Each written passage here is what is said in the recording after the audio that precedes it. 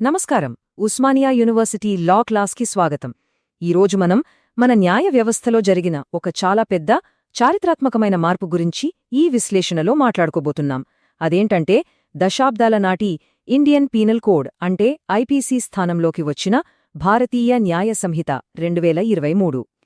ముఖ్యంగా law of crimes unit 2లోని కీలకమైన అంశాలను ఇక్కడ డీకోడ్ చేద్దాం.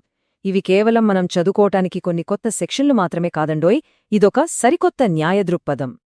అసలీ కొత్త చట్టం వెనుక ఉన్న ఫిలాసఫీ ఏంటంటే, ఇది పాత వలసవాద ఉద్దేశాల నుంచి మన ప్రజాస్వామ్య విలువల వైపు వేసిన ఒక సాహసోపేతమైన అడుగు. పాత ఐపీసీ ఎలా ఉండేదంటే, ప్రధానంగా బ్రిటిష్ వారు తమ శాంతి భద్రతలను కాపాడుకోవడానికి వాడిన ఒక టూల్లాగా ఉండేది. కానీ బిఎన్ఎస్ అలా కాదు. ఇది పూర్తిగా మన రాజ్యాంగ, సామాజిక విలువల పునాదుల మీద నిర్మితమైంది. కేవలం లా అండ్ ఆర్డర్ అనే యాంగిల్ నుంచి కాకుండా బాధితులకు న్యాయం చేయడం, వారి హక్కులను కాపాడటం అనే వైపుగా మన జ్యూరిస్ప్రూడెన్స్ని ఇది పూర్తిగా మార్చేసింది. సో ఈ విశ్లేషణలో మన అజెండా ఒకసారి చూద్దాం. ముందుగా వివరణలు మరియు సాధారణ మినహాయింపులు, ఆ తర్వాత అబెట్మెంట్, కుట్ర మరియు ప్రయత్నం. అక్కడి నుండి మహిళలపై నేరాలు, వివాహ సంబంధిత నేరాలు, కిడ్నాప్ మరియు అపహరణ, చివరగా పిల్లలపై జరిగే కొత్త నేరాల గురించి వివరంగా చర్చిద్దాం. ఓకే, ముందుగా మొదటి విభాగం ఎక్స్ప్లెనేషన్స్ అండ్ జనరల్ ఎక్సెప్షన్స్ అంటే వివరణలు మరియు సాధారణ మినహాయింపులతో మొదలు పెడదాం. చూడండి, సెక్షన్ 40 మనకి ఉమ్మడి ఉద్దేశ్యం లేదా కామన్ ఇంటెన్షన్ గురించి చాలా క్లియర్గా చెప్తుంది. సింపుల్గా చెప్పాలంటే, ఇద్దరు లేదా అంతకంటే ఎక్కువ మంది కలిసి ఒక ప్లాన్ వేసుకుని ఆ కామన్ ఇంటెన్షన్తో ఒక క్రైమ్ చేస్తే వాళ్లందరికీ సమానమైన బాధ్యత ఉంటుంది. ఇక్కడ మనం గుర్తుపెట్టుకోవాల్సిన అసలైన పాయింట్ ఏంటంటే, ఆ నేరంలో ప్రతి ఒక్కరూ డైరెక్ట్గా చేతులు వేయకపోయినా కేవలం ఆ ఉద్దేశ్యాన్ని పంచుకొని అక్కడ ఉన్నందుకు వాళ్లంతా సమానంగా నేరస్తులే అవుతారు. ఆ ఉమ్మడి ఉద్దేశ్యమే వాళ్లందరినీ ఆ నేరంలో సమాన భాగస్వాములను చేస్తుందన్నమాట. ఇప్పుడు చాప్టర్ 3లోని జనరల్ ఎక్సెప్షన్స్ గురించి చూస్తే, ముఖ్యంగా సెక్షన్ 14 ఇది లీగల్ ఇన్సానిటీ లేదా చట్టపరమైన పిచ్చి గురించి మాట్లాడుతుంది. దీని ప్రకారం మానసిక స్థితి సరిగా లేని వ్యక్తి చేసే పనులను చట్టం నేరాలుగా పరిగణించదు. ఎందుకంటే అసలు వాళ్ళు ఏం చేస్తున్నారో అది చట్టానికి వ్యతిరేకమా కాదా అని తెలుసుకునే మానసిక స్థితిలో వాళ్ళు ఉండరు కాబట్టి. సాంప్రదానిక మ్యాక్నాక్టన్ రూల్ బేస్ చేసుకుని రూపొందించిన ఈ సెక్షన్ నేరానికి అత్యంత అవసరమైన మెన్స్ రియా అంటే నేరపూరిత మనసు లేనివారిని ప్రొటెక్ట్ చేస్తుంది. రైట్, ఇప్పుడు రెండవ విభాగం అబెట్మెంట్, కుట్ర మరియు ప్రయత్నం. వీటినే మనం లా పరిభాషలో ఇన్కోయేట్ అఫెన్సెస్ అని అంటాం. ఇక్కడ మనందరి మధ్యలో మెదిలే ఒక ఇంట్రెస్టింగ్ ప్రశ్న ఏంటంటే, అసలొక నేరాన్ని ఎవరైనా పక్కాగా స్కెచ్ వేసి కాని దాన్ని గ్రౌండ్ మీద ఎగ్జిక్యూట్ చేయకపోతే అప్పుడు బిఎన్ఎస్ కింద ఏమవుతుంది? అసలు నేరమే జరగనప్పుడు దానికి చేసిన ప్రాథమిక పనులను మన చట్టం ఎలా చూస్తుంది? కొంచెం ఆలోచించండి, ఇది చాలా డీప్ లీగల్ పాయింట్ కదా. దీనికి ఆన్సర్ మనకు సెక్షన్ 61లో దొరుకుతుంది. అదేంటంటే క్రిమినల్ కాన్స్పిరసీ అంటే నేరపూరిత కుట్ర. ఇద్దరు లేదా అంతకంటే ఎక్కువ మంది వ్యక్తులు ఒక ఇల్లీగల్ పని చేయడానికి లేదా ఒక లీగల్ పనినే ఇల్లీగల్ దారిలో చేయడానికి అగ్రిమెంట్ కుదుర్చుకుంటే అదే కుట్ర. ఇక్కడ క్యాచ్ ఏంటంటే, ఆ అగ్రిమెంట్ కుదుర్చుకోవడమే అసలైన నేరం. ఒక్కసారి వాళ్ళ ఒప్పందం చేసుకున్నారంటే చాలు, ఆ తర్వాత నేరం జరిగినా జరగకపోయినా సరే ఈ సెక్షన్ కింద వాళ్లు ఖచ్చితంగా శిక్షార్హులే అవుతారు. ఇక మన విశ్లేషణలో చాలా ముఖ్యమైన మూడవ విభాగానికొచ్చాం, మహిళలపై నేరాలు. చాప్టర్ 5 అందించే పటిష్టమైన రక్షణల గురించి ఇప్పుడు తెలుసుకుందాం. పాత ఐపీసీ మనం గమనిస్తే ఈ నిబంధనలన్నీ ఎక్కడెక్కడో వేరువేరు అధ్యాయాలలో చెల్లాచెదురుగా ఉండేవి. కానీ బిఎన్ఎస్ వాటిని ఎంత చక్కగా ఒకే దగ్గరకు తీసుకొచ్చిందో చూడండి. మహిళలు మరియు పిల్లల రక్షణ కోసమే ప్రత్యేకంగా సెక్షన్ 63 నుండి 99 వరకు ఒక డెడికేటెడ్ ఫ్రేమ్వర్క్ని క్రియేట్ చేశారు.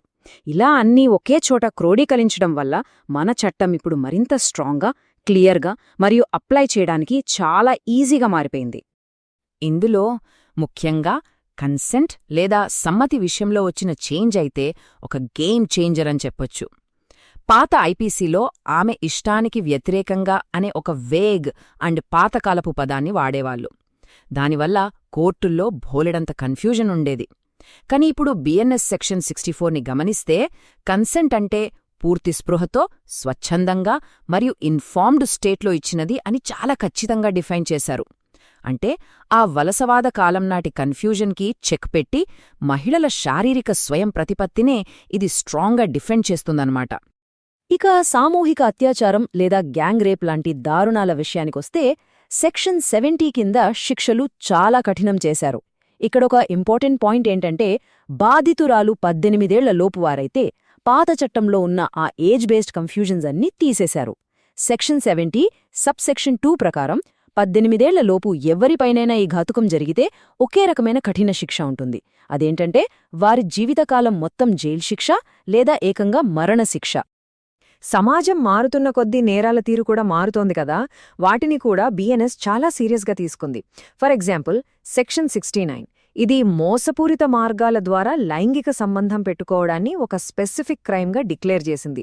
అంటే ఉద్యోగం ఇస్తానని, ప్రమోషన్ ఇస్తానని ఆశ చూపించడం, లేదా అసలు పేరు దాచిపెట్టి పెళ్లి చేసుకుంటానని అబద్ధం చెప్పి మోసం చేయడం అన్నమాట. అలాగే సెక్షన్ 75లో లైంగిక వేధింపుల నిర్వచనాన్ని కూడా క్లియర్గా ఎక్స్పాండ్ చేశారు.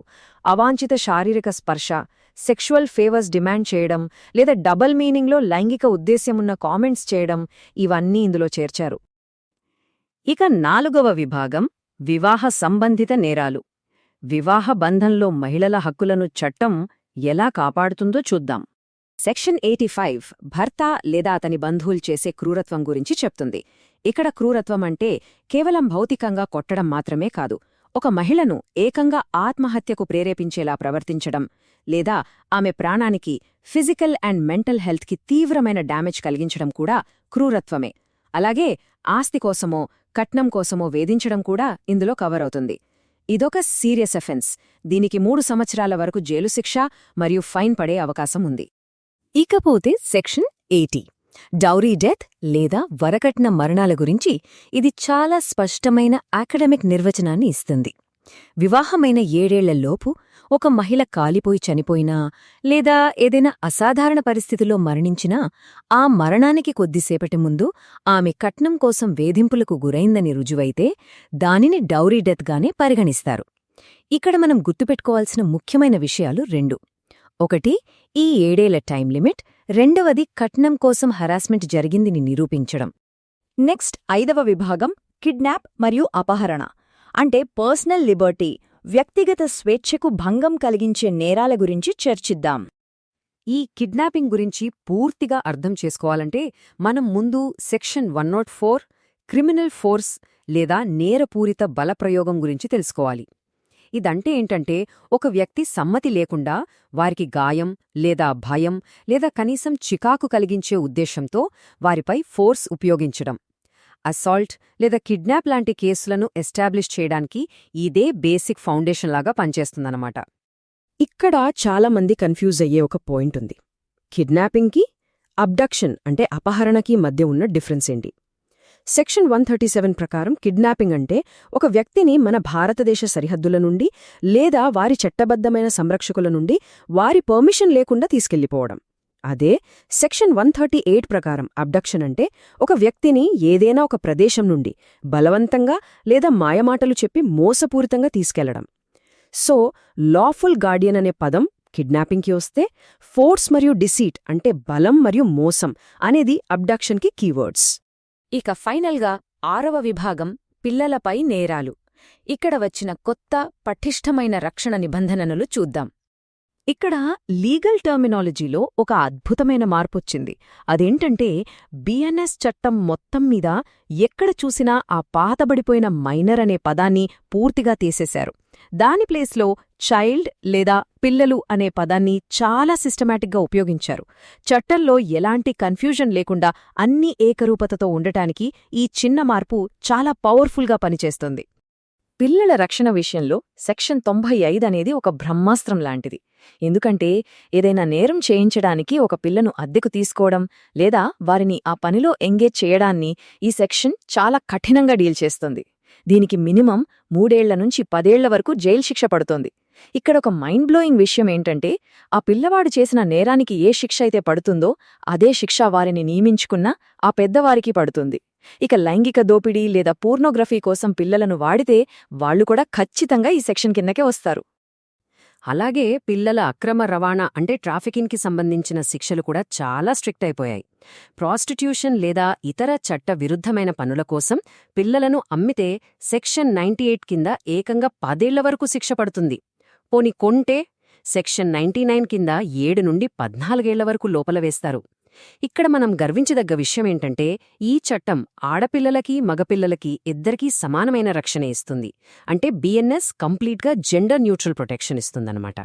సరే, మనం ఈ విశ్లేషణను ముగించే ముందు మనందరి ముందు ఒక ఆలోచింపజేసే ప్రశ్నను ఉంచుతున్నాను. పాత వలసవాద పదాలను తీసేసి బాధితుల హక్కులకే ఇంత ప్రియారిటీ ఇవ్వడం వల్ల ఈ మోడర్నైజ్డ్ చట్టాలు ఫ్యూచర్లో మన ఇండియన్ కోర్ట్స్లో న్యాయం జరిగే విధానాన్ని, దాని స్పీడ్ని ఎలా మార్చబోతున్నాయి? కేవలం పాత రూల్స్ని ఫాలో అవ్వడం దగ్గర్నుంచి రాజ్యాంగబద్ధమైన న్యాయం అందించే దిశగా జరిగిన ఈ చారిత్రక మార్పు యొక్క అస్సలు ఇంపాక్ట్ ఎలా ఉండబోతుందో మనందరం ఊహించుకోవాలి.